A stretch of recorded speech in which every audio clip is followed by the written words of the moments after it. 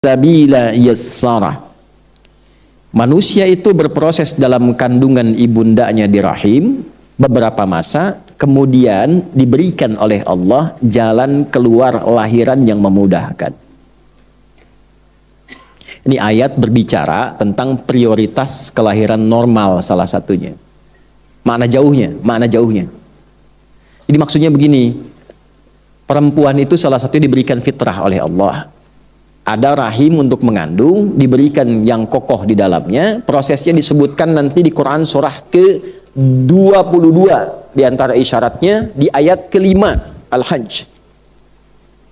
Quran surah 22 ayat 5. Ya. Sudah? Ya ayyuhan nasu in kuntum fi raibin minal ba'thi fa inna khalaqnakum min nutfah, dan seterusnya ayat. Ada? Kemudian nanti ada lagi Quran surah 23 ayat 12 sampai 16. Proses dalam kandungan. Bahkan yang mohon maaf, yang berharap ingin dianugerahi keturunan pun ada juga petunjuknya. Dan ada fikihnya. Jadi kalau misalnya menikah belum ada keturunan, itu dijelaskan hikmahnya oleh Allah. Dipelajari dulu. Pelajari sampai terasa kenikmatan hikmah itu. Setelah itu kemudian ada panduannya untuk memohon. Kalau sudah mencapai titik itu, kemudian kita bermohon, tunaikan sholat, ada ayatnya, ada bacaannya, maka Allah berikan anugerah yang bahkan menurut orang pun ada mengatakan mustahil, tapi tidak mustahil menurut Allah kalau kita ditakdirkan untuk mendapatkan maslahat dari itu. Misalnya Quran surah ketiga Ali Imran di ayat 38 sampai 39. Itu dibacakan dalam kesempatan sholat di mihrab, misalnya saat malam tahajud gitu. Ya. Kemudian nanti doanya bisa di surat Maryam surah 19 ayat 1 bisa sampai ayat 10-nya. Alhamdulillah. Lalu nanti amalan tambahannya dalam bentuk sedekah itu ada di Quran surah ke-21 Al-Anbiya. Ya. Di ayat 89 sampai 90-nya, sampai wa aslahna lahu zaujah, sampai diperbaiki rahimnya, ditetapkan oleh Allah menjadi baik dan bisa mengandung. Ya kan? Nah, yang mau saya katakan begini, di proses kandungan itu, di sini singkat dibahasnya. Engkau itu siapa sih sampai begitu angkuh? Padahal asalnya cuma dari, mohon maaf, sperma yang terpancar bergabung dengan ovum, sesuatu yang rendah, yang kecil, terus jadi sombong. Ya? Tapi di situ Allah berikan rahmat. Allah berikan rahmat. Dari engkau yang terhina kecil, aku rawat. Qaddarah, aku berikan masa yang terawat di dalam rahim. Sampai diminta berpikir lagi. Coba saat engkau dikandung oleh ibundamu di rahimmu, siapa yang memberikan makanannya? Siapa yang mengatur jalan kotorannya keluar? Siapa yang memberikan oksigen masuk ke dalam dirimu? Yang memberikan nafas pada dirimu? Dari mulai kecil dirawat, diberikan yang terbaik, dirawat oleh orang, disampaikan oleh orang, ya, dikandung oleh ibu, dilahirkan, disambut oleh orang-orang yang bahagia ketika lahiran. Detil dalam kandungannya, Quran surah 22 ayat 5. Tahapan-tahapannya Quran surah 23 ayat 12 sampai 16. Kan? Setelah itu tsummas sabila yassarah, dari kandungan itu dimudahkan pun untuk kelahiran. Jadi untuk bimbingan para bidan dan SPOG ini, coba diperhatikan detil ayat ini, ada petunjuk kelahiran yang mudah dengan normal. Kalau orang dipandang bisa lahiran dengan normal yang mudah, jangan dipersulit dengan metode lain. Maaf ya kalau kalimat saya ini agak dalam. Jangan ngejar target tertentu dengan mengorbankan orang lain. Taruhannya nyawa. Dosanya besar itu. Catat ini ya. Awas nih, SPOG kalau ditarget sama rumah sakit tertentu atau hal tertentu hanya untuk memenuhi kebutuhan obat, target ini terus melukai orang, itu dosanya luar biasa itu. Haram hartanya itu yang dimakan. Udah tahu ibunya bisa lahiran normal, biayanya murah, baik, darahnya bagus dan sebagainya, dipaksa untuk sesar misalnya. Ya, ini bukan masalah anti sesar atau anti normal, bukan. Yang dimaksudkan kalau ada kemudahan untuk orang, mudahkan, jangan dipersulit. Termasuk dokter lain juga begitu. Kalau bisa berikan obat yang baik, yang murah, yang berkualitas, yang bagus, jangan bebani. Masuk yang punya rumah sakit tuh. Orang nggak nginep disuruh nginep. Hah? diatur visitnya. Padahal bisa visit jam segitu, visitnya tengah malam. Saat kuntilanak bertebaran dia datang tuh. Jangan begitu. Nggak tahu suruh pulang masih kasih obat lagi. Ini saya agak keras ini. Ada kawan kami sahabat saya. Bapak Ibu di pesantren satu kamar. Orangnya pinter. Pinter matematika, pinter hitungan, macam-macam. Orangnya baik. Sakit flu. Kasih obat, jadi sakit telinga. Sampai sini aja bisa senyum, tapi setelah itu bisa marah. Konsultasi ke THT, dikasih lagi, kuat lagi, telinga makin sakit. Nyambung ke saraf. Sarafnya error sampai membentur-benturkan kepalanya ke tembok. Sampai nggak sadar, sampai meracau. Begitu berujuk lagi, dirujuknya ke rumah sakit jiwa. Marah kita sebagai temannya dengar itu. Dosa itu. Dosa. Kok bisa gitu begitu? Nah, makanya yang pendidikan koas dan sebagainya, tata dengan baik itu. Nanti kalau terlalu ditekan dengan cara yang tidak baik, melahirkan dokter-dokter yang tertekan juga pada akhirnya. Nah, rumus tekanan di fisika itu banding lurusnya dengan gaya di hukum Pascal itu. F berbanding lurus dengan P. Semakin banyak gaya, semakin banyak tekanan. Gitu. Ya, pola hidup. Ini maaf ya, saya cerita begini.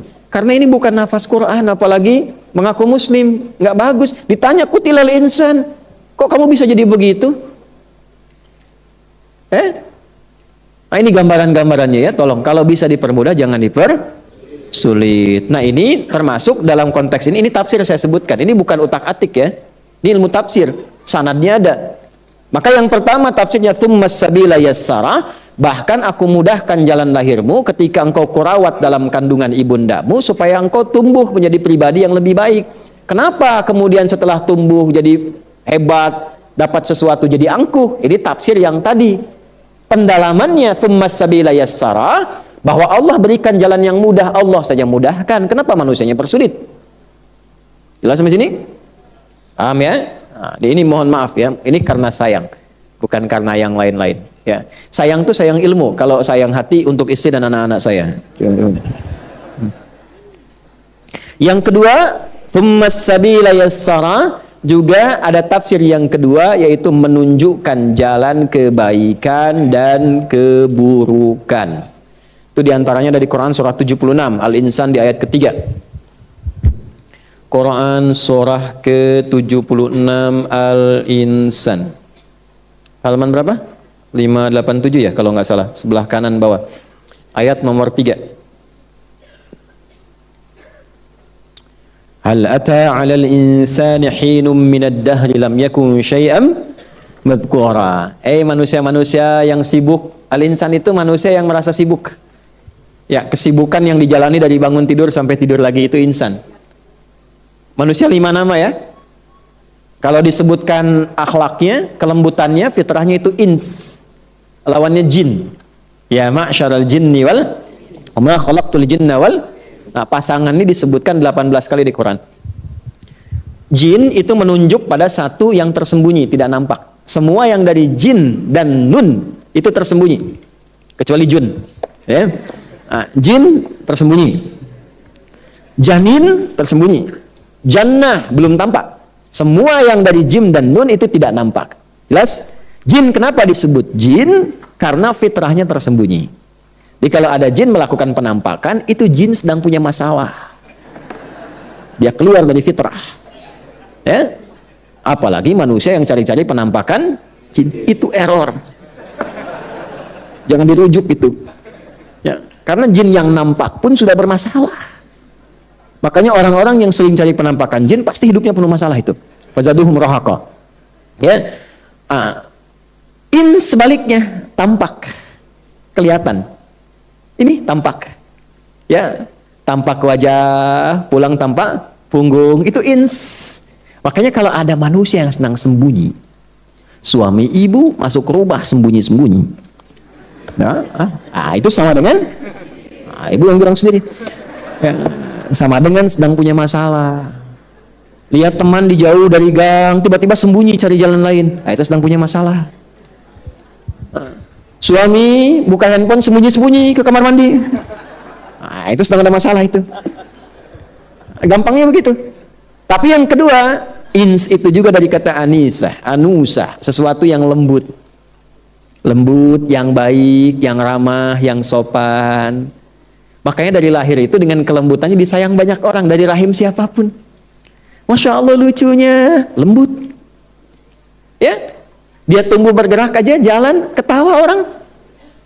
Dia senyum, kita ikut ketawa. Dia ketawa, kita makin ketawa. Fitrah, karena lembut. Ya kan?